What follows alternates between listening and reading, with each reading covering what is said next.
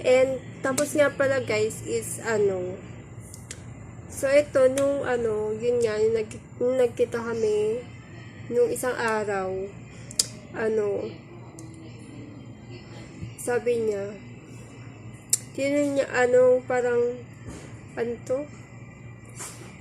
parang hiningi niya sa akin yung, yung sukat daw ng ring.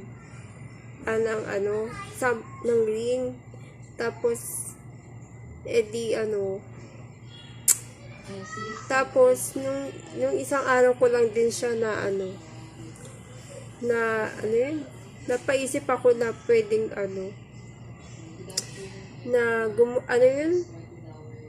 na bumili ng ring. Pero, meron ako, dito sa palengke namin, may nakita ko, parang ring siya, na basta ring siya, ganun. Then, siya, may iba pang sukat siya eh. May size 17, 16. Pero ang pinakamaliit niya kasi is size 16. Tapos, napatagal ako dun eh. Tapos sabi ko, sabi ko, inisip ko na lang, bago ko pumunta doon, inisip ko na na bibilin ko siya, ganyan. And, sinukat ko siya dito. Sabi kasi sa left, di ba itong right, itong left. So, sinukat ko siya dito. Ganyan. So, sakto naman siya yung sa size 16 kasi, kaya lang, medyo maluwang siya dito. Kaya pag ginanon ko, nahuhulog siya. Nahuhulog siya dito. Tapos, then, pinag-isipan ko kung Tapos, bumalik ako, umuwi na ako. Tapos, sabi ko, tapos nung isang araw, nung sumunod na araw, yung sa kumuha ako ng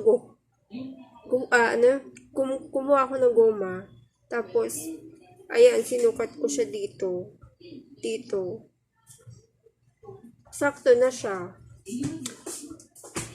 Pag dito. Kasi yung, sa palengke kasi yung nakita kong ring, parang dito siya sumakto eh. Dito.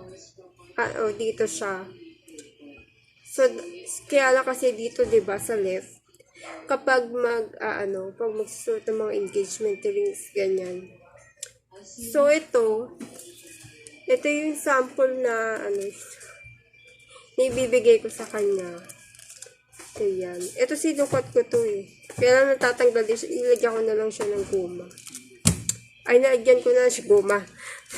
Nilagyan ko na lang siya ng scotch tape. So, ayan. Dito ko siya nilagay. And, so mamaya, bibigay ko sa kanya to.